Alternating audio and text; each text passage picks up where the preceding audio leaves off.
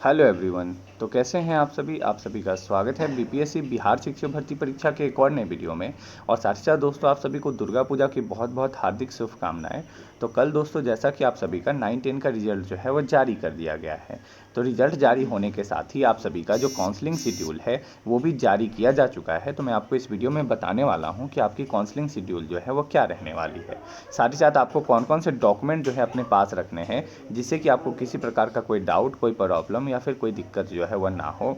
और merit list जो बनने की जो माहौल बन रही है अभी, सेकेंड मेरिट लिस्ट, तो वो बहुत जल्द ही बनने वाली है। इसमें आपको परेशान होने की ज़रूरत नहीं है। अगर ये नहीं बनेगी तो इसकी अलग भी कोशिश है, ट्विटर ट्रेंड चलाया जाएगा, बहुत सारे ऐसे तरीके हैं। तो इन सारे मुद्दों पर हम लोग बात करने वाले हैं। तो सबसे पहले बात करें कि 9-10 के काउंसलिंग से रिलेटेड, तो काउंसलिंग जो है यह कहीं कहीं यह निकल कर आ रही है कि 26 तारीख से, यानी कि 26 अक्टूबर से शुरू हो जाएगी। और कहीं कहीं ये भी देखने को आ रही है कि 23 अक्टूबर, यानी कि आज का जो डेट है, आज के डेट से काउंसलिंग जो है वह शुरू हो जाएगी। जिसमें आप यहाँ देख सकते हो 5 से लेकर 11 नंबर तक, ठीक है। पहला इंग्लिश है 9-10 का, 7 नंबर काउंटर पे, 6 हिंदी, 7 मैथ, 8 संस्कृत, 9 साइन, 10 सोशल साइंस और 11 उर्दू। यानी कि कुल आपके 6-7 सब्जेक्ट के जो है काउंसलिंग कि यहाँ आपके काउंटर जो है वो लिखे हुए हैं। और यह काउंसलिंग 23 से शुरू होने की बात यहाँ सामने आ रही है। इसी प्रकार एक और आप देखोगे तो यहाँ सुपौल जिला पदाधिकारी सुपौल की तरफ से जो 9-10 है उसका काउंसलिंग 23 से शुरू हो जाएगा। तो अगर 23 से शुरू हो जाएगा यानी कि आज से, तो आपको क्या करना है कि आपको आज ही जो भी आपका जिला अलॉट हुआ है, क्या है, मान लो आपका जो जिला है वो मुजफ्फरपुर अलॉट हुआ, तो मुजफ्फरपुर जिला अलॉट हुआ है तो आप आज ही अपने डीआरसीसी ऑफिस के अंदर जाएं, क्योंकि वहाँ अब आपको कूपन लेना पड़ेगा और एक दिन में 700 कूपन मिलेंगी। तो कूपन जब तक आपको नहीं मिलेगा वहाँ, तब तक आप जो है एंट्री अंदर नहीं ले पाओगे, ठीक है। तो जिनका भी जिस भी ज़िला में अलॉट हुआ है, आप उस अपने जो ज़िला है वहाँ के डीआरसीसी केंद्र में जाएं और अपना जो है काउंसलिंग पूरा कराएं। तो अब बात सामने आती है कि काउंसलिंग के लिए जो है फिर आपको डॉक्यूमेंट कौन कौन से चाहिए रहेंगे, ठीक है। तो देखो, काउंसलिंग में जो है सबसे सिंपल साधारण भाषा में बताता हूँ, ये सारे देखने की ज़रूरत नहीं है।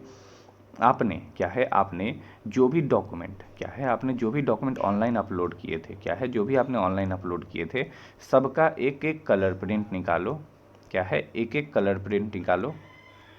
और वही जो भी डॉक्यूमेंट अपलोडेड है उसका ओरिजिनल अपने पास रखो, क्या है, एक कलर प्रिंट और एक ओरिजिनल, ठीक है। जो कलर प्रिंट होगा वो आपको वहाँ सबमिट कर लिया जाएगा, यानी कि जब आप डीवी के लिए दोगे तो 2 फाइल में दोगे, एक कलर प्रिंट फोटोकॉपी और एक ओरिजिनल आपका डॉक्यूमेंट, ठीक है। वो आपका ओरिजिनल से इसको मिला लेंगे, ओरिजिनल आपको वापस कर देंगे और कलर प्रिंट जो है वो अपने पास रख लेंगे। समझ आया? हाँ, तो बस ये चीज़ आपको ध्यान देना है। जो भी आपने ऑनलाइन किया है बस आप उसका प्रिंट निकालो और उसका जो है कलर प्रिंट निकाल कर और ओरिजिनल से मैच करा लो, प्रॉब्लम सॉल्व, ठीक है। चलो, इसके अलावा डॉक्यूमेंट से रिलेटेड कोई डाउट, कोई परेशानी अगर आपको हो, क्या है, डाउट या परेशानी हो, तो आप कमेंट करें, कमेंट में मैं आपका रिप्लाई ज़रूर देने वाला हूँ। बाकी आप टेलीग्राम पे भी जो है मुझे मैसेज कर सकते हो, ठीक है। चलो, तो अब बात करते हैं जो कि सबसे इम्पॉर्टेंट है कि सेकेंड मेरिट लिस्ट जो है वो बहुत जल्द बनने वाला है। तो सेकेंड मेरिट लिस्ट बनने से पहले जो है कुछ मांग है, क्या है, हम सभी स्टूडेंट की जो है कुछ मांग है, उस मांग को भी पूरा करना बहुत ज़रूरी हो गया है। क्योंकि अगर अब ये मांग पूरी नहीं होती है तो मेरिट लिस्ट बनने का कोई फ़ायदा नहीं रह जाएगा, क्योंकि फिर बनेगा, फिर वही प्रॉब्लम निकल कर आपका सामने आ जाएगा, ठीक है। तो देखो, मेरिट लिस्ट जो है, एक तो ये इसीलिए बनेगा क्योंकि जो आपको पता है कि ये जो रिज़ल्ट जारी हुआ है, क्या है, ये जो रिज़ल्ट जारी हुआ है इसमें बीएड प्लस सीटेट के ही कैंडिडेट जो कि फेल हैं, क्या है, एक तो बीएड वाले एलिजिबल नहीं और सीटेट जो फेल हैं वो दोनों को जो है इसमें पास कर दिया गया है। तो ये दोनों ऑलरेडी पास हो जाएंगे, ठीक है। और ऑलरेडी रिजल्ट जो है वो 70,000 का आया था, जबकि सीटें कितनी थी, 80,000। तो 10,000 सीटें आपके पास ऑलरेडी है। इस 70,000 में से सीटेट और बीएड फेल आप मान लो कम से कम नहीं भी, तो इसमें से आपके 15 से 20,000 जो ऐसे स्टूडेंट फिक्स हैं, क्या है, 15 से 20,000 इसमें से फिक्स ऐसे स्टूडेंट हैं जो कि क्या हो जाएंगे, आपके फेल, ठीक है, फेल होंगे, उनको इस डीवी से बाहर कर दिया जाएगा।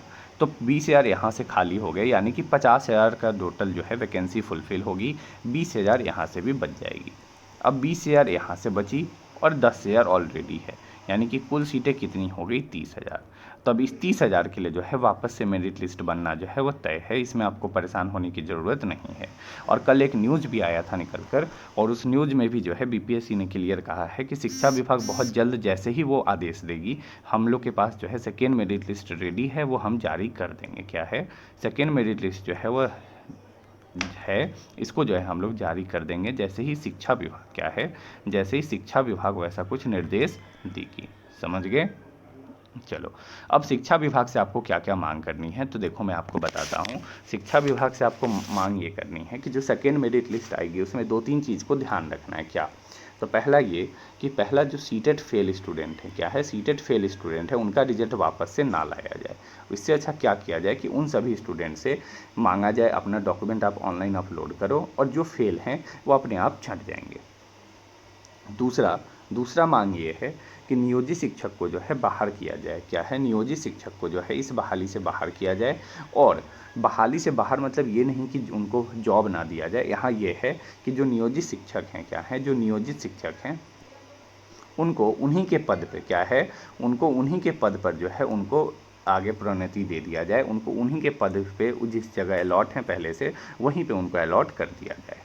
ठीक है, इस तरह क्या होगा कि जो नियोजित वाला जो पद है जो कि पहले से आप है वो भी खाली नहीं होगा, और साथ ही साथ जो है उनका जॉब भी हो जाएगा, और जो नए कैंडिडेट है, जो फ्रेश कैंडिडेट है, उनको भी मौका मिल जाएगा। नेक्स्ट है कि एक कैंडिडेट को एक सीट अलॉट किया जाए। अभी क्या हुआ है इस वाले में कि एक कैंडिडेट को जो है एक से ज़्यादा सीटें भी अलॉट हो गई हैं, तो ये भी एक बहुत बड़ी प्रॉब्लम है। एक candidate one vote one seat जो है वो वाली जो बात आती है वही यहाँ होनी चाहिए। चौथा है फर्जी सीटेट वाले का बायोमेट्रिक से छांटा जाए। यानी कि बहुत सारे ऐसे स्टूडेंट हैं जो कि बाहर से फेक डॉक्यूमेंट बना लिए हैं, फेक जो है वो बना लिए हैं। अब फेक वाले में आप जाओगे डीवी कराने तो वो देखना क्या करते हैं, वो कुछ नहीं करेंगे, आपका जो है फ़ोटोकॉपी जो है क्या है, जो फ़ोटोकॉपी और प्लस ओरिजिनल दोनों का जो है वो बस मिलाएंगे सर्टिफिकेट नंबर। अब सर्टिफिकेट नंबर दोनों का तो ऑफकोर्स सी बात है कि सेम होगा ही, चाहे वो फेक हो या फिर रियल हो। तो इससे बेहतर ये है कि इन लोगों का बायोमेट्रिक से वेरिफिकेशन किया जाए और पता किया जाए कि क्या वाकई में ये पास थे पहले या फिर नहीं। नेक्स्ट 5 है इस पहले स्कोर कार्ड जारी किया जाए। यानी कि स्कोर कार्ड सभी स्टूडेंट को आखिर पता तो चले कि आखिर कितना मार्क्स जो है आया है, ये तो सभी स्टूडेंट का हक होता है। तो स्कोर कार्ड जारी होने के साथ ही आपको ये पता चल जाएगा कि आपके कितने मार्क्स बने थे, इस मार्क्स पे क्यों नहीं हुआ, मेरा कितना मार्क्स था जिससे कि नहीं हुआ। क्योंकि अभी जो है अंदाज से कट ऑफ कहा जा रहा है 68 है, बट बीपीएससी अभी क्लियर नहीं की है। तो जब तक वो करेगी नहीं क्लियर तब तक तो 100% कोई नहीं कुछ कहना ही मैं नहीं चाहता। बट हाँ, स्कोर कार्ड जारी हो जाएगा जिससे कि आप अपना स्कोर देख पाओगे और आपको एक अंदाज़ा लग पाएगा कि आपका हुआ तो इट मीन्स आपका हुआ तो कितने नंबर पे हुआ, नहीं हुआ तो कितने नंबर पे हुआ। ठीक है, तो ये सारी मांग है हमारी। बाकी आप सभी अगर कहोगे तो पूरी तरह से ट्विटर अभियान भी चलेगा, कोई दिक्कत नहीं है, क्योंकि 30,000 सीटें हैं, कोई मजाक नहीं है, हलवा नहीं है। 30,000 से ज़्यादा सीटें भी हो सकती हैं, तो इन सीटों के लिए जो है फुलफ़िल करना सरकार का हक बनता है। ये नहीं कि अगले मेरिट लिस्ट में जोड़ दे और दिखा दे कि हाँ मैंने एक बार लाया 1,70,000, अगले बार लाया 1,40,000। तो ये काम नहीं होना चाहिए। ये सीटें इसी बार फुलफ़िल होंगी और ये कैसे भी होकर रहेंगी। इसके लिए ट्विटर ट्रेंड करना पड़े या फिर इसके लिए जो है बीपीएससी कार्यालय जाना पड़े, हर जगह जाकर जो है सभी लोग साथ में मिलकर इसमें जो है आवाज़ उठाएंगे, मुद्दा उठाएंगे। ठीक है, बाकी अगर आपको कोई डाउट, कोई परेशानी, कोई दिक्कत इन सारे मुद्दों पर है तो आप मुझसे कमेंट करके पूछ सकते हो, टेलीग्राम पर मैसेज कर सकते हो। ठीक है, और यहाँ अगर यहाँ तक आप इस वीडियो में बने हुए हैं, वीडियो अच्छा लगा हो तो वीडियो को लाइक भी ज़रूर कर देना, शेयर कर देना, और अगर चैनल पर नए आए होंगे तो चैनल को सब्सक्राइब करके बेल आइकन का बटन भी ज़रूर क्लिक कर देना। तो मिलते हैं नेक्स्ट वीडियो में। इस वीडियो को देखने के लिए थैंक यू, धन्यवाद।